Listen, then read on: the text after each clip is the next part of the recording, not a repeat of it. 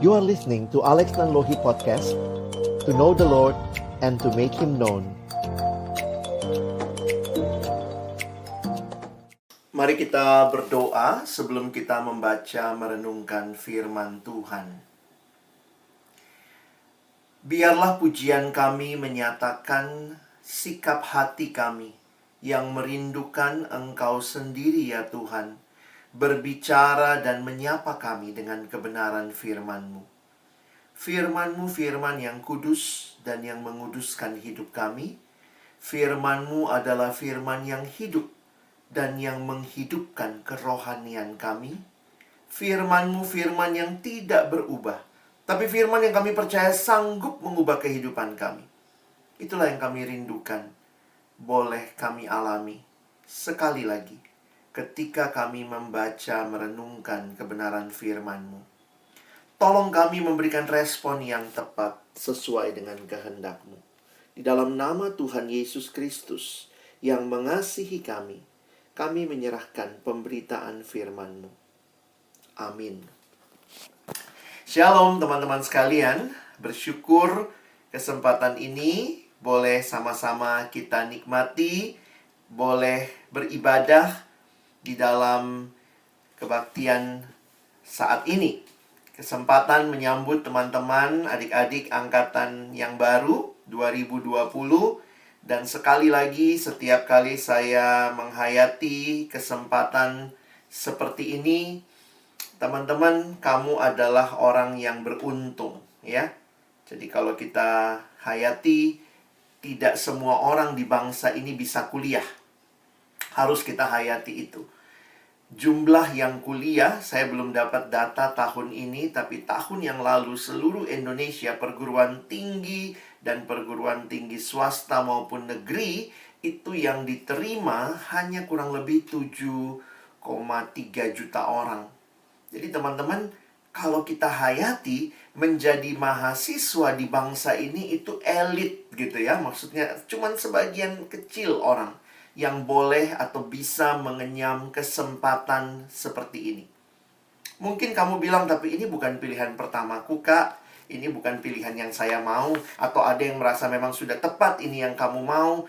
Apapun perasaanmu, saya ingin mengajak kita bersyukur bahwa kita ada sebagai satu bagian di bangsa ini, orang-orang yang Tuhan kasih kesempatan menikmati perkuliahan. Dan kalau kita hayati, di dalam kita menjalani perkuliahan yang kita sudah masuki tentunya, teman-teman sadari lagi bahwa ternyata tidak semua mahasiswa yang ada itu kenal Yesus.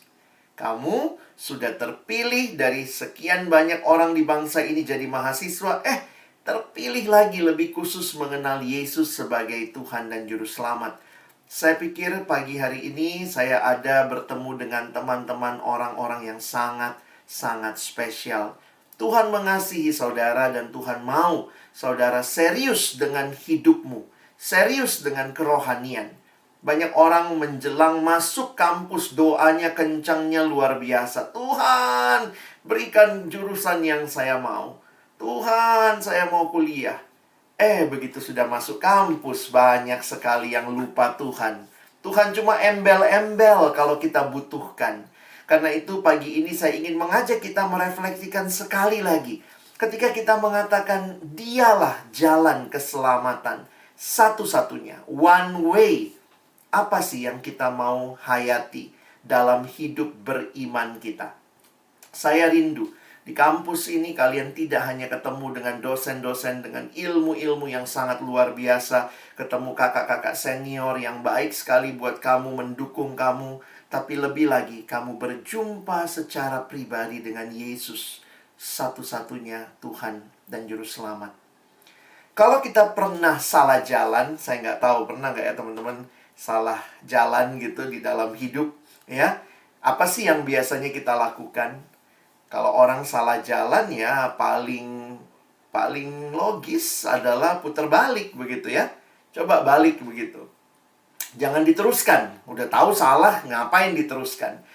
Dalam hidup ada saat-saat di mana kita harus melihat apakah jalan yang kita pilih sudah tepat atau tidak.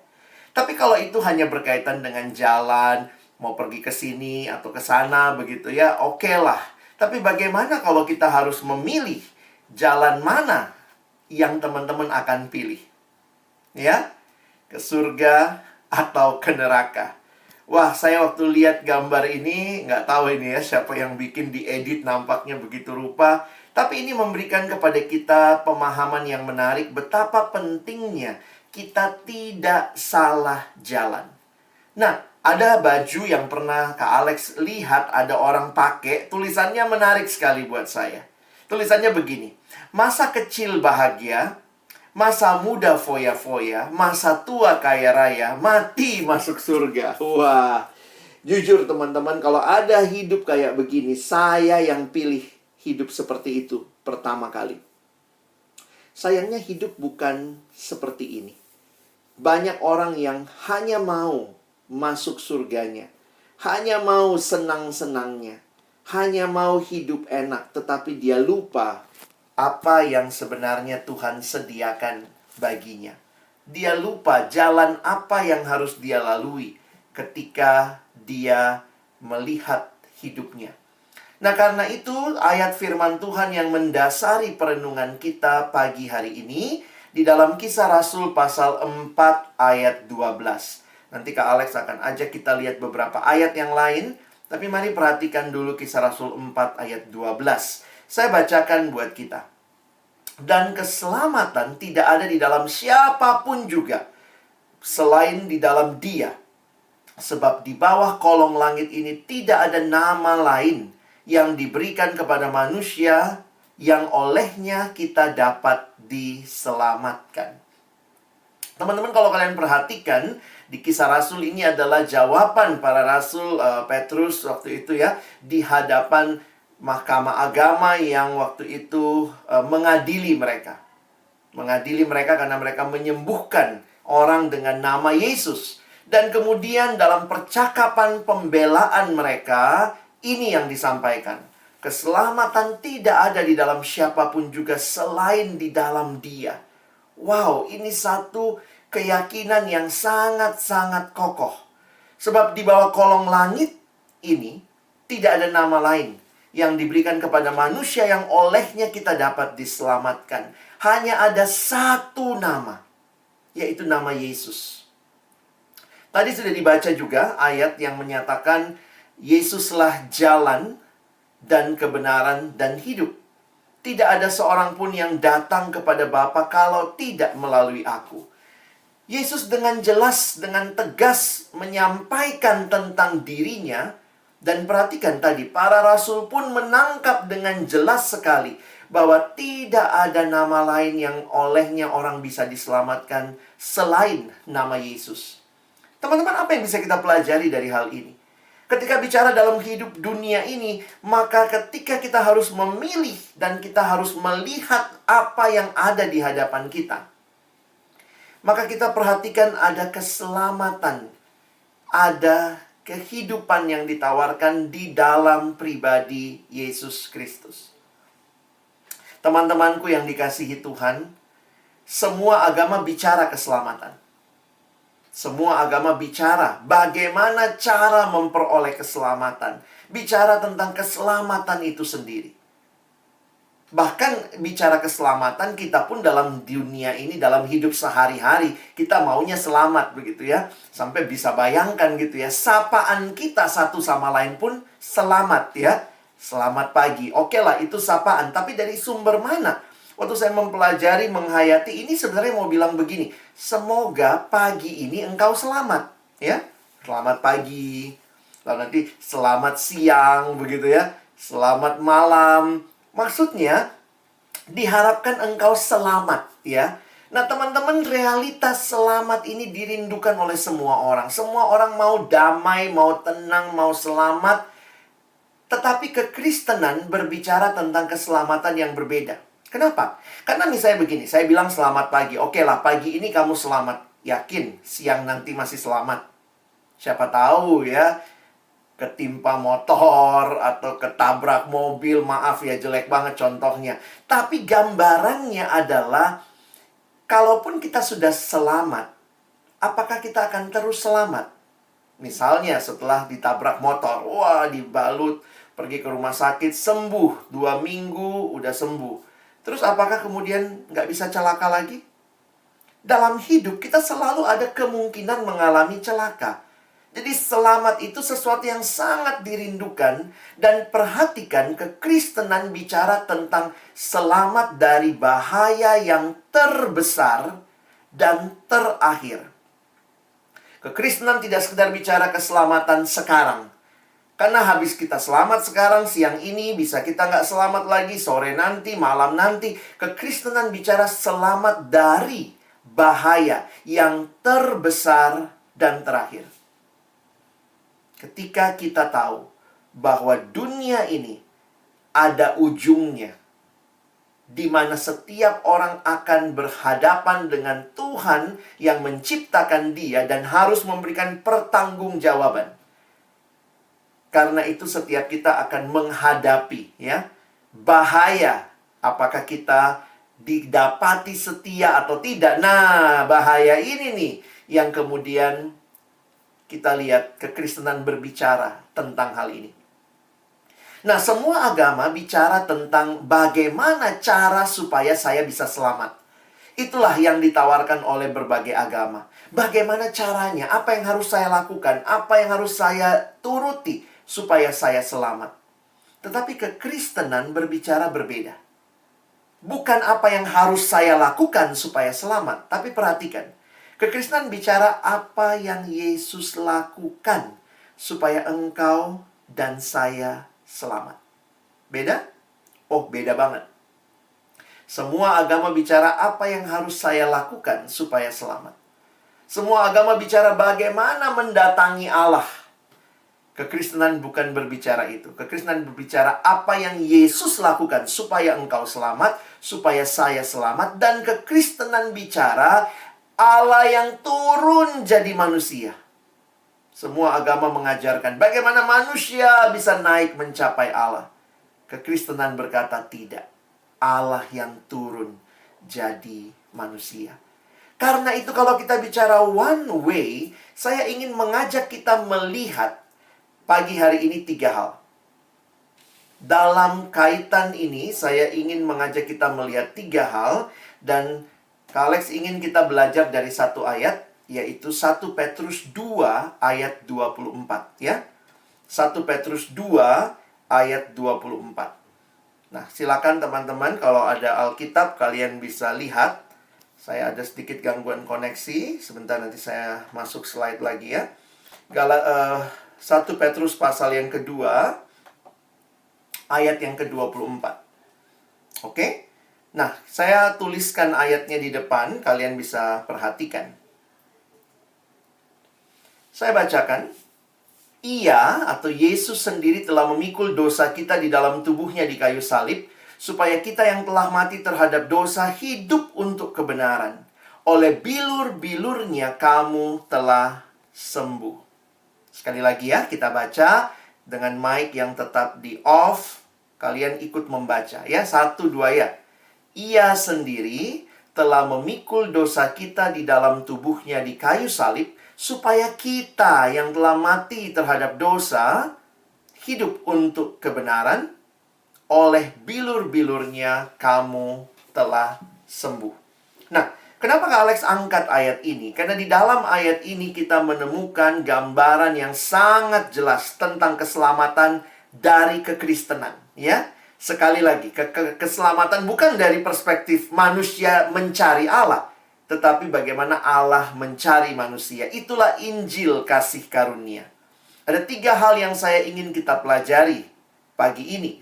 Yang pertama adalah, perhatikan yang Kak Alex garis bawahi.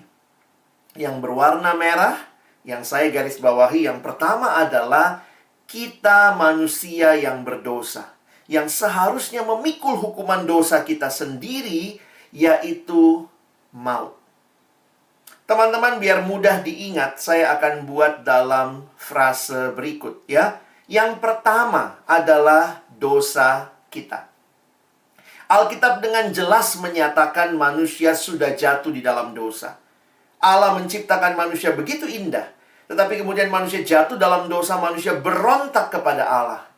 Salah satu istilah yang muncul menggambarkan dosa adalah dipakai di Alkitab kita, istilah dalam bahasa Yunani hamartia.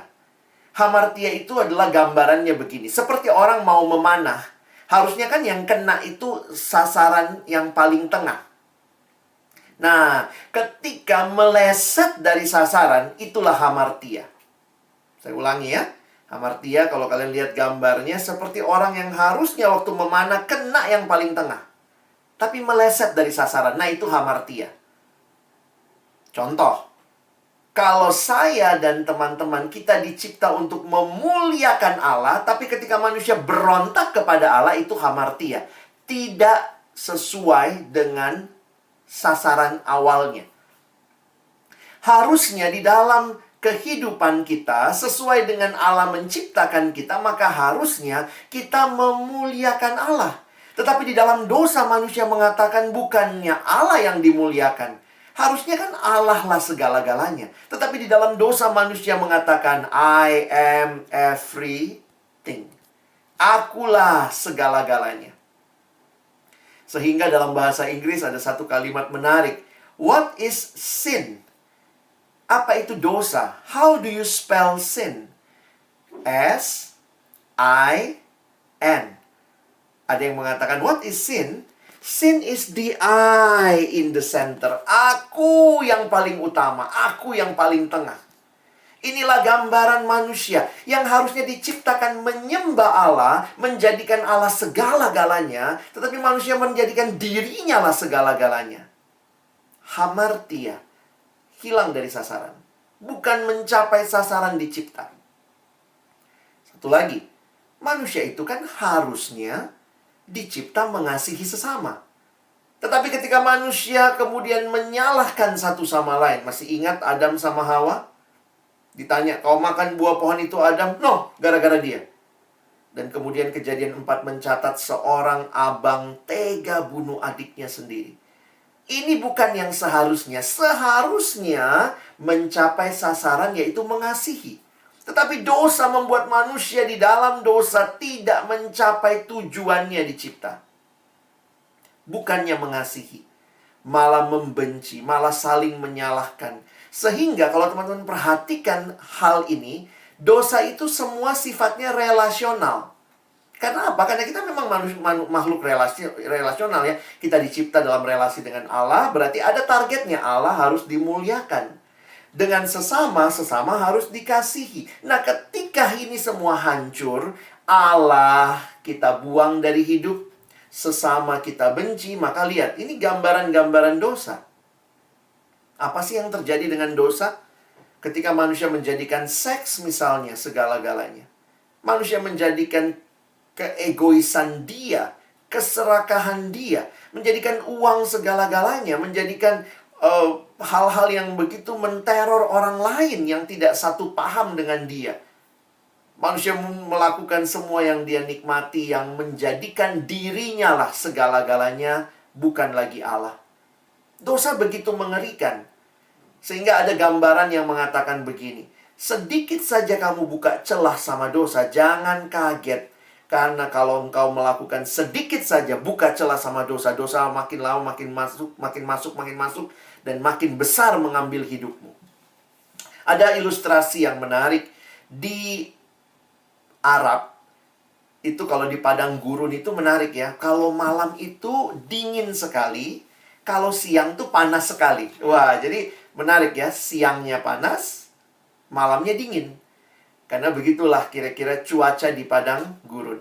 Nah, ada hal yang menarik pada malam hari. Misalnya ya, kalau ada saudagar yang naik onta, malam hari kemudian dia bikin tenda begitu ya. Dan waktu dia bikin tenda, karena dingin sekali, maka ini tips ya. Kalau unta itu kan kedinginan di luar ya. Nanti tiba-tiba unta itu bisa masukkan kepalanya ke dalam tenda. Nah, itu secara teknis harus disuruh keluar unta itu. Jangan dibiarkan dia masuk kepalanya lama-lama, karena kalau diizinkan masuk kepalanya, Nanti lama-lama, mulai dari hidungnya, lalu kemudian nanti dia masuk ke dalam tenda, badannya, lehernya, badannya, sampai akhirnya seluruh badan masuk dalam tenda, malah orang Arabnya yang di luar tenda. Ini gambaran dosa. Sedikit saja kamu kasih celah, dosa akan mengambil seluruh hidupmu. Beberapa orang bicara dengan saya, iya kak ya kayak begitu ya, memang dosa tuh membelenggu. Iya, ini yang dosa lakukan. Dosa digambarkan begitu membelenggu. Awalnya kita cuma coba-coba, icip-icip, kata anak Jakarta. Beberapa orang mulai sama rokok. Ya, coba-coba. Awalnya juga nggak langsung beli, minta dulu. Lama-lama kau dibeli sama rokok. Akhirnya kau tidak bisa hidup tanpa itu. Habis makan, aduh, asam nih, asam. Mesti ngerokok. Akhirnya yang terjadi adalah dosa tuh membelenggu, teman-teman. Demikian juga yang terjerat sama pornografi. Awalnya sih cuma nonton sebentar, nonton dikit, lama-lama koleksi, lama-lama distribusi bahkan. Ngeri sekali. Dosa sifatnya membelenggu. Dan hati-hati, kita bisa dibelenggu oleh hal-hal yang seperti saya katakan tadi. Dibelenggu oleh minuman keras. Di daerah banyak sekali hal-hal yang seperti ini. Bahkan di tengah-tengah orang Kristen, kayaknya mabuk itu biasa sekali. Rokok, ganja mungkin, atau obat-obatan. Tapi bukan hanya ini, teman-teman. Mungkin kamu bilang, wah saya mah nggak kayak gitu kak. Wah saya anaknya nggak dibelenggu. Oh, tapi ini belenggu-belenggu modern juga ngeri, teman-teman ya. Apakah ini yang membelenggumu saat ini? Jangan-jangan yang membelenggu kamu HP-mu begitu ya. Katanya ini smartphone. Tapi banyak orang yang justru dengan HP yang canggih ini, akses pornografi, jatuh dalam dosa, terlibat dalam dosa, pakai smartphone. Ini smartphone atau goblok phone? Begitu mengerikan, banyak keterikatan yang tanpa kita sadari. Punya HP baik, tapi ketika kita terikat dengan pornografi di dalamnya, dengan hal-hal yang tidak sepantasnya, betapa mengerikannya HP yang canggih itu. Jadi, banyak hal yang juga, misalnya ya, saya lihat sekarang orang dibelenggu oleh berhala-berhala modern. Kalau Kak Alex kasih nama ya. Betapa mengerikannya. Kita butuh belanja, tapi jangan jadi gila belanja. Ya, cinta belanja. Apa-apa belanja. Dia hanya sejauh klik. Pokoknya gampang gitu ya. Bisa diorder, nanti datang, free ongkir, dan seterusnya. Ini gambaran kita akhirnya membeli yang kita nggak butuh. Beberapa orang kalau mau beli sesuatu, kenapa kamu beli itu? Lucu. Hah? Karena lucu. Akhirnya banyak orang yang nggak bisa menguasai hatinya. Karena ketika hati semua diikuti, ngeri sekali. Sekali lagi nggak salah belanja. Tapi kalau belanja menjadi segala-galanya, mengikat kamu, mau tidak mau akan selalu terus belanja, ini yang mengerikan. Dan ini juga terjadi dengan banyak hal yang lain. Adakah yang sedang dibelenggu oleh hal ini? Drama Korea? Wah, sangat capek, tapi nggak bisa berhenti nonton, begitu ya. Kalau lihat Alkitab sebentar, cepat sekali ngantuknya. Tapi kalau lihat drama Korea, biar 10 episode, melek terus. Ada yang salah dengan kerohanian kita. Tentu nggak salah nonton drama Korea. Saya juga nonton. Tapi pertanyaannya, kita membuat diri kita dibelenggu, atau kita nonton sebagai kita yang tuan, bukan drama itu jadi tuan atas hidup kita. Banyak drama sekarang gitu ya, yang begitu bagus ditampilkannya, sinematografinya, ceritanya, dan kayaknya bikin kita penasaran begitu ya. Saya nggak tahu nih kalian nonton atau tidak, tapi jangan-jangan kita dibelenggu. Akhirnya kita jadi begitu kuat keinginan hanya untuk nonton, dan kita jadi lupa bahwa sebenarnya hidup itu bukan cuma tentang nonton. Yang cowok-cowok ngomong, wah saya mah nggak nonton drama Korea kak, saya nggak dibelenggu sama hal begitu. Mungkin ini yang membelenggu kamu. Apakah kamu dibelenggu oleh game online? Game yang membuat kamu bisa lupa makan, lupa segalanya begitu ya. Bisa begitu rupa, fokus sekali begitu ya. Apa-apa nonton, main. Dan ini gambaran-gambaran keterikatan modern. Belum lagi yang saya bilang tadi, pornografi. Ngeri. Banyak orang yang begitu gampang, apalagi sekarang semuanya online begitu ya. Kadang-kadang kita jadi mau belajar atau buka porno begitu ya. Kayaknya apalagi dengan kuota yang banyak. Ini betapa mengerikan hal-hal seperti ini. Itu dekat dengan hidup kita. Belum lagi yang terbelenggu dengan pergumulan seperti ini, LGBT. Belum lagi ada yang terbiasa dengan seks sebelum pernikahan. rasanya no problem lah having sex. Toh ini hidup-hidup saya. Apa sih yang jadi pergumulan banyak orang saat ini? Alkitab menyatakan ini semua satu kok namanya. Dosa. Dosa menyusup perlahan-lahan. Kita berontak kepada Allah secara sadar dan perlahan. Terjadinya memang pelan-pelan. Sehingga kita tidak mengenali dampaknya yang menghancurkan. Awalnya sedikit coba-coba. Lama-lama masuk lebih dalam. Apa yang terjadi? Ketika dosa menghancurkan kita, kita mulai kehilangan rasa hormat terhadap diri sendiri. Kehilangan kemampuan untuk berpikir sehat. Kehilangan kemampuan untuk berkata jujur, kemampuan untuk memberi. Karena orang dalam dosa itu sibuk untuk dirinya sendiri. Boro-boro ngasih, boro-boro melayani, semua untuk dirinya. Kemampuan untuk mengasihi. Kehilangan kemampuan mengasihi dan bahkan kehilangan kemampuan untuk hidup kudus. Karena itu lihat, di dalam dosa, akibatnya membawa ketidakpastian, membawa rasa bersalah, kekosongan, frustasi, keterikatan. Sehingga Alkitab mengatakan dengan jelas, upah dosa ialah maut. Teman-teman, ini realita yang Alkitab sampaikan kepada kita. Dan apa yang saya ingin ajak kita lihat sama-sama. Ternyata akhir hidup manusia dalam dosa adalah maut. Selamat? Tidak. Tapi ada hal yang menarik yang kedua, ya. Sekarang perhatikan yang Kak Alex garis bawahi. Ia sendiri telah memikul dosa kita di dalam tubuhnya di kayu salib. Sekali lagi, keselamatan kita bukan apa yang kita lakukan, tetapi apa yang Yesus lakukan bagi kita. Kristus memikul hukuman dosa kita, yaitu maut tadi, melalui kematiannya di kayu salib. Agama lain bicara apa? Bagaimana supaya kau selamat? Ini yang kau lakukan. Lakukan 1, 2, 3, 4. Kekristenan berkata apa yang kita lakukan? Yang kita lakukan cuma dosa dan akhirnya maut. Karena itu keselamatan kita adalah Kristus yang memikul hukuman dosa kita. Frase berikutnya yang perlu kita pahami adalah salib Yesus. Tadi pertama, dosa kita.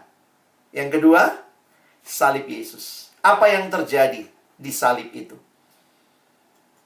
Saya senang kumpul gambar, teman-teman. Gambar itu speaks 1,000 words, ya. Jesus Christ, the God solution. Dosa itu masalah kita. Tapi solusinya bukan dari kita. Dari Allah. Solusi atas dosa adalah Yesus Kristus is the God solution. Sehingga kalau searching for the answer to life, Jesus, you have found him. Cari di mana ini keyboard S-nya 2 begitu ya? Nggak ada tuh ya, lihat itu gambarnya. Nah, sehingga bagi saya waktu merenungkan kembali ayat kunci kita hari ini, keselamatan tidak ada di dalam siapapun juga benar, karena semua menawarkan apa yang harus saya lakukan. Tapi hanya Yesus yang mengatakan ini yang telah kulakukan bagimu. Tidak ada nama lain yang manusia dapat diselamatkan. Benar, itu yang terjadi. Dan ini pun menunjukkan keunikan Yesus. Keunikan Yesus dibanding semua tokoh-tokoh yang lain. Kenapa? Karena memang semua tokoh yang lain cuma manusia biasa. Tapi Yesus adalah Allah yang berinkarnasi. Allah yang jadi manusia. Acts 4 verse 12 is a timely reminder to us of the uniqueness of Christ. Ini adalah peringatan bagi kita keunikan Yesus. There is no other who can save. Nggak ada pendiri agama manapun yang bisa menyelamatkan. No one else. No other name.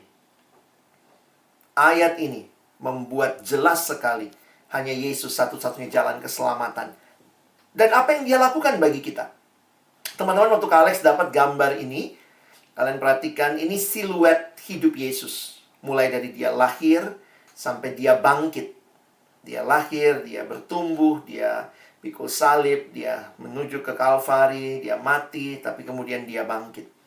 Apa yang menarik untuk kita perhatikan?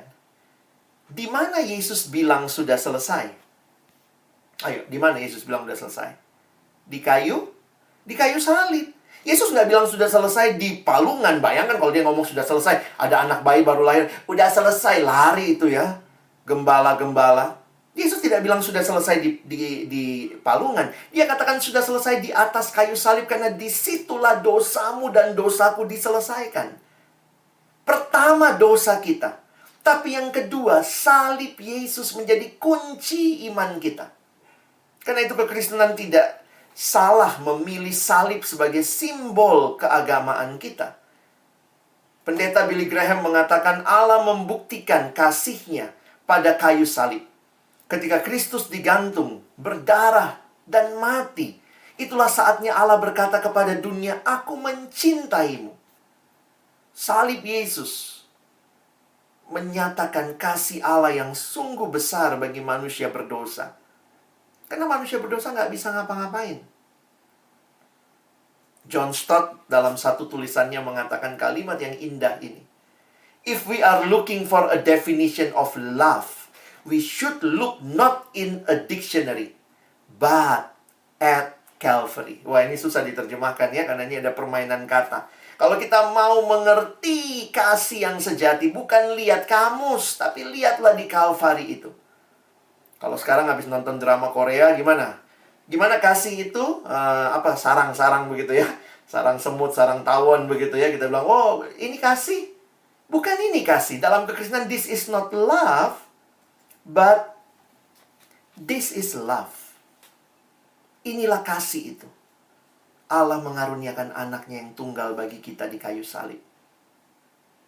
Di kayu salib itu dosa telah dikalahkan. Kematian Kristus merupakan dasar pengharapan kita, janji bagi kemenangan kita. Salib merupakan satu-satunya jalan keselamatan. No other way.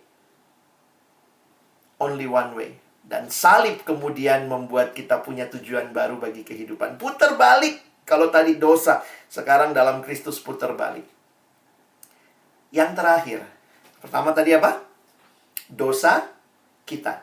Yang kedua, salib Yesus. Yang ketiga, perhatikan. Di dalam ayat yang sama, perhatikan yang Kak Alex buat warna merah.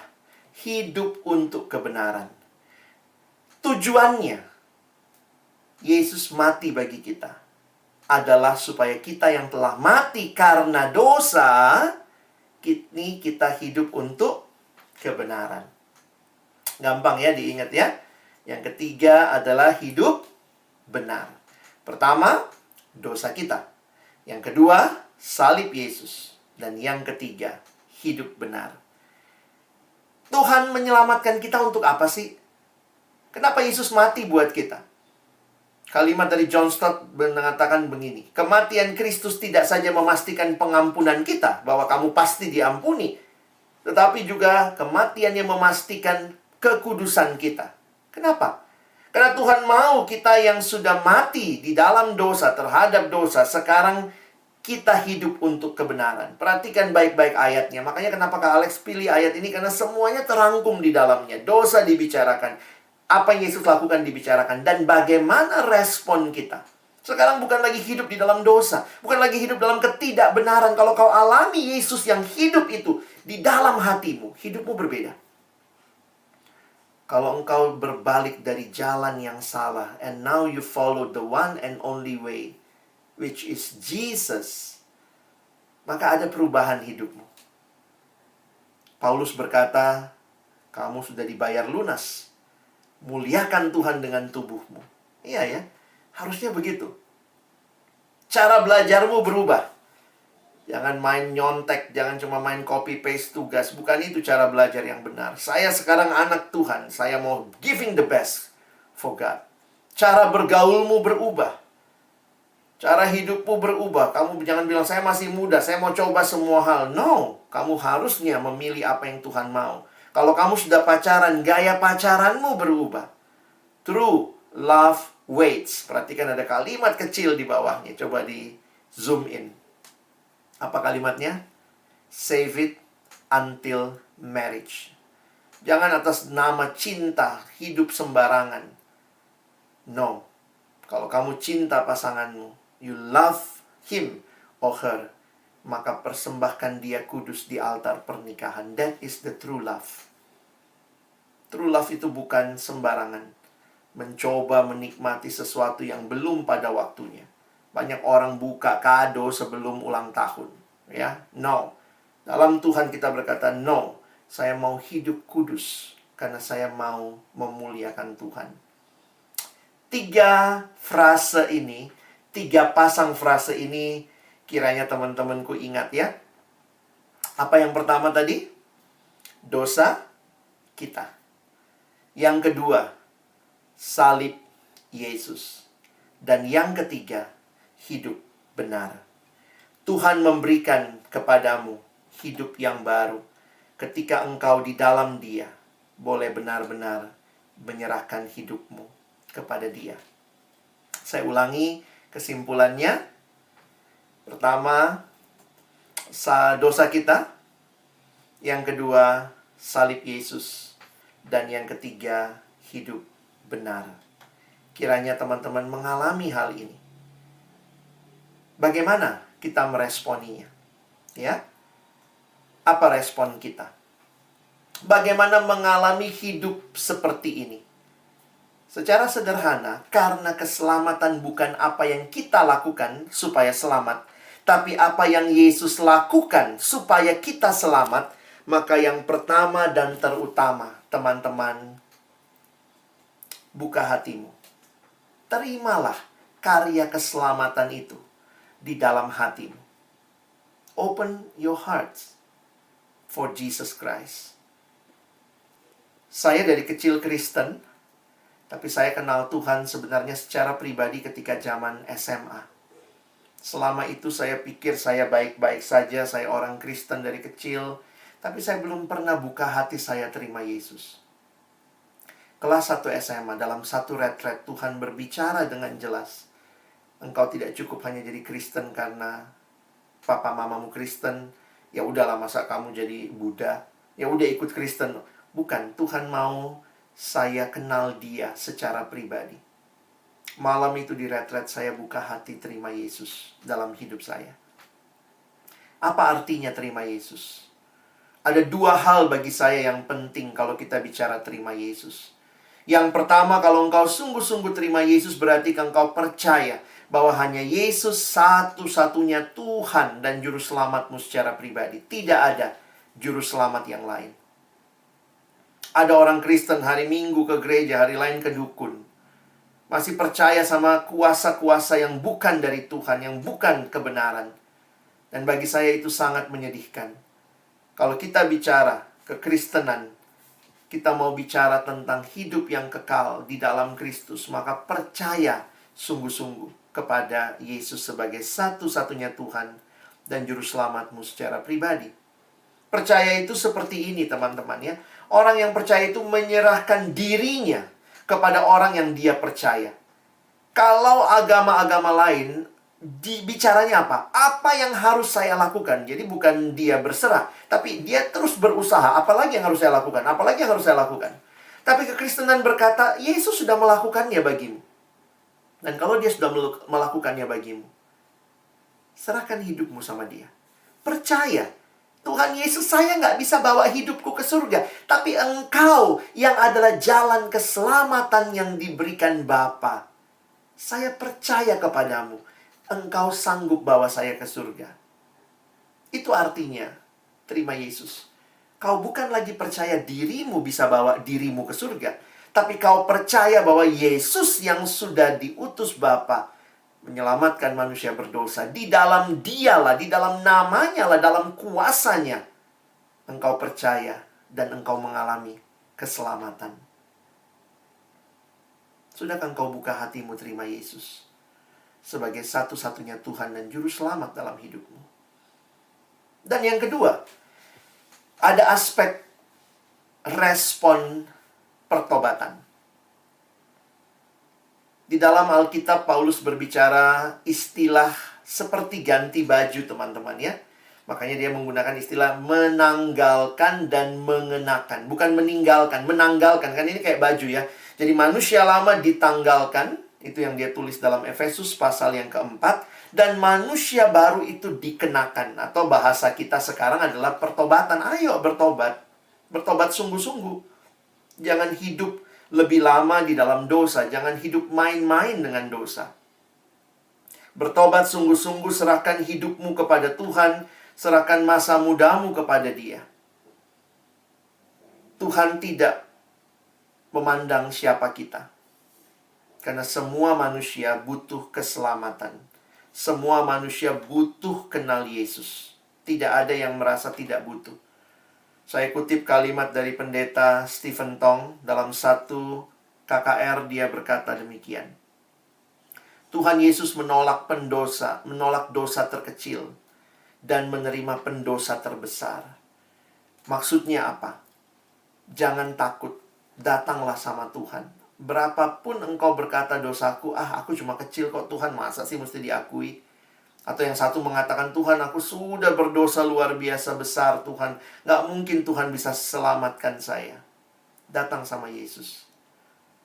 Daud berkata di dalam Mazmur, dosaku kuberitahukan kepadamu, dan kesalahanku tidaklah kusembunyikan.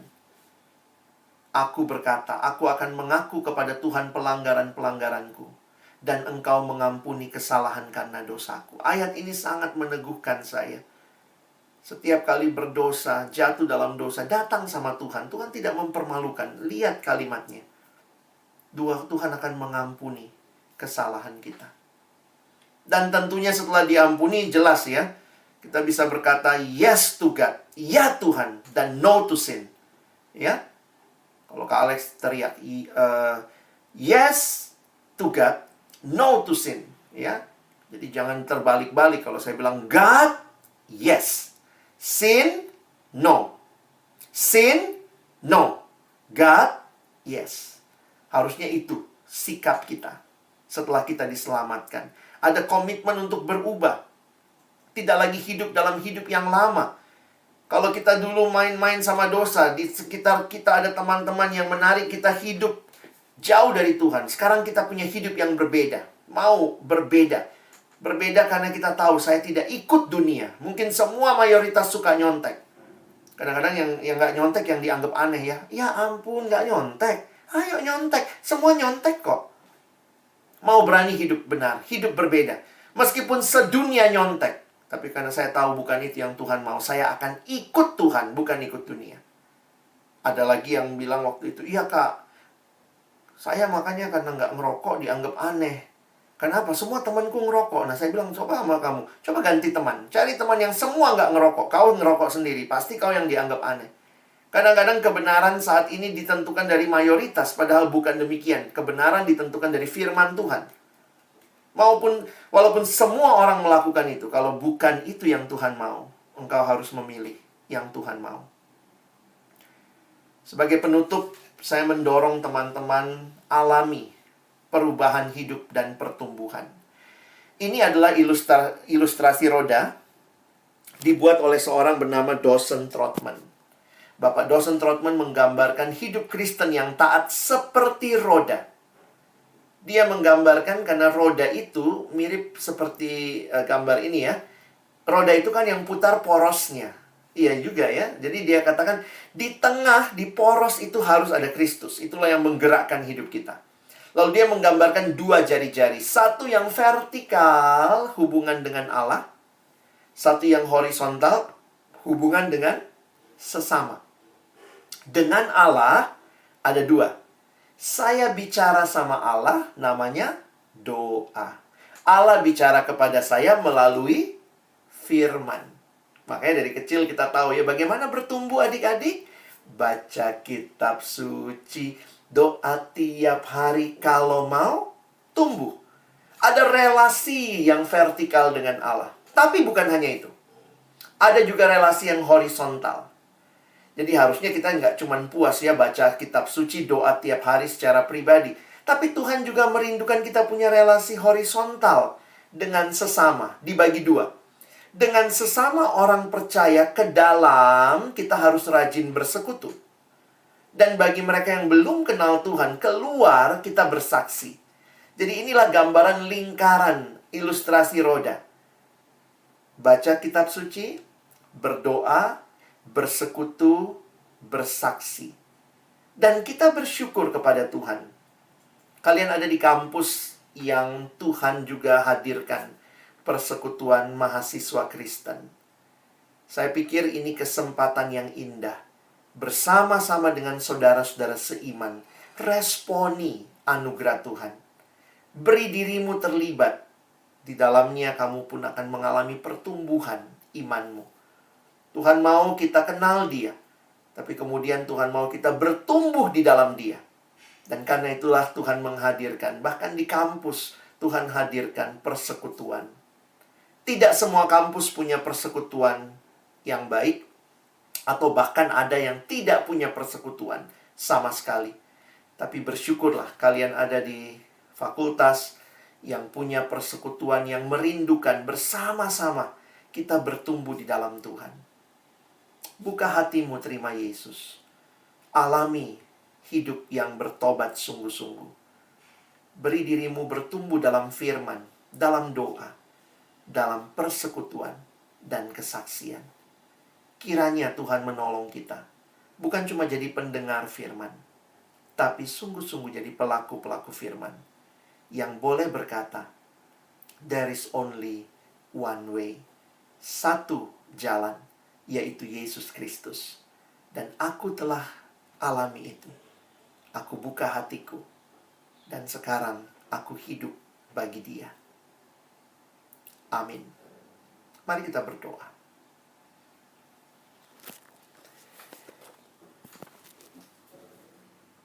Sebagai hamba Tuhan, jika hari ini firman Tuhan berbicara dengan jelas kepada saudara, izinkan saya bertanya,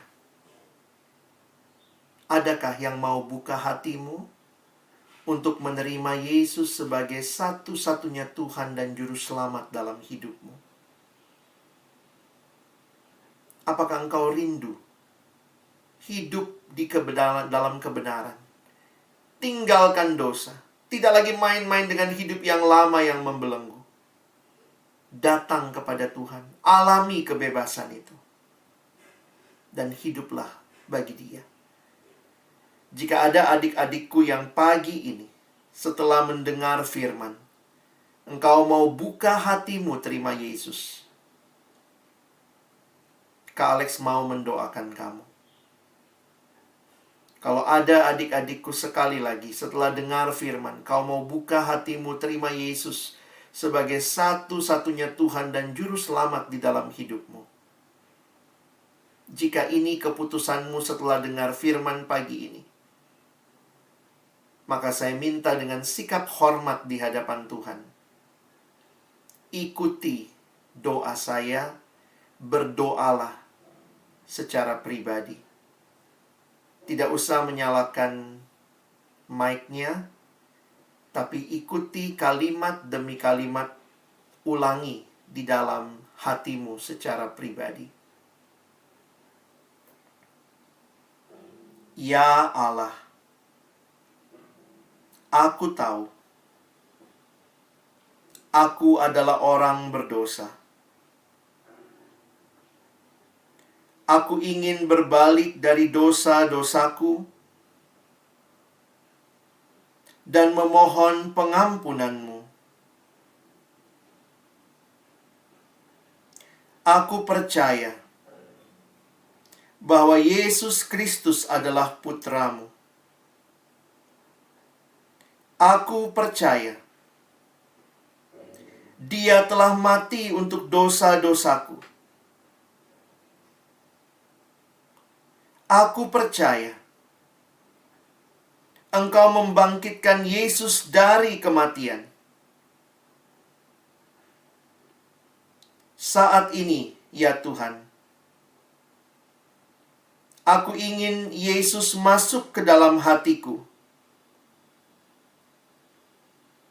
Aku ingin Yesus mengendalikan seluruh hidupku.